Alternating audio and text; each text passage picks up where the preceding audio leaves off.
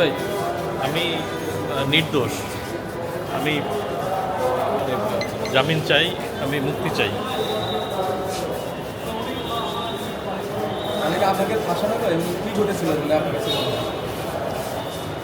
এটা সম্পূর্ণ চুরির ঘটনা। মানে চুরি করতে এসে মানে স্বর্ণ টাকা নিয়ে গেছে এবং এর মধ্যে আমার ওয়াইফ জেগে যাওয়ায় তাকে হয়তো তারা বাঁচার জন্য তাকে শ্বাসরোধ করে মেরে ফেলছে।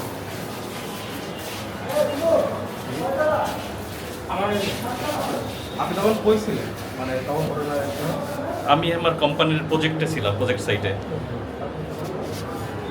আপনি এটা জানতে পারলেন কখন? আমি আমার মেয়ের স্কুলের টিচারের কাছে ফোন পেয়ে জানতে পারি 3:30টার দিকে। আপনার উপরে এই দোষারোপের তীর কেন আসছে?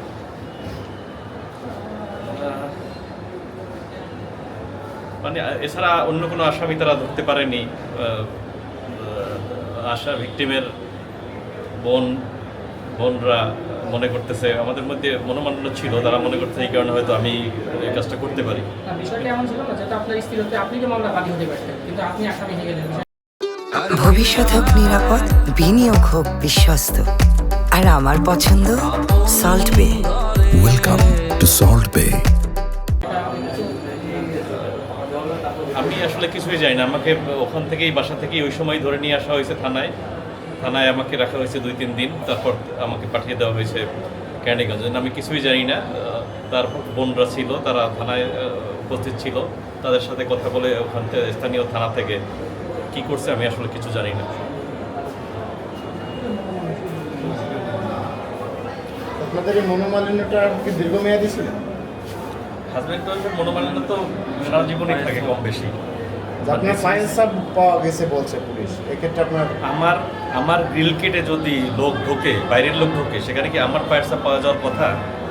মানে এটা কোন যুক্তিতে আসে আমি বুঝি না। আমি যদি করে থাকি তাহলে আমার পায়ের সাপ ওখানে থাকবে। আমি যদি ব্যাপারটা সাজাই তাহলে আমার পায়ের সাপ ওখানে থাকার কথা। আমি বুঝি না মানে কীরকম পরীক্ষা নিরীক্ষা এখানে কীরকম। একটা বিষয় একটু বলেন তো, আপনার দুজনের বিরুদ্ধে একটা পরকীয়ার অভিযোগ আনা আছে, এটা আসলে কতটুকু সত্য? আজকাল ফেসবুকের যুগে মানে কম বেশি এরকম সবার প্রতি সবার অভিযোগ থাকে। এজন্য আমার স্ত্রী সহধর্মিণী 20 বছরের সংসার, আমার বাচ্চার মা, মানে এটা কোনোভাবেই পসিবল না।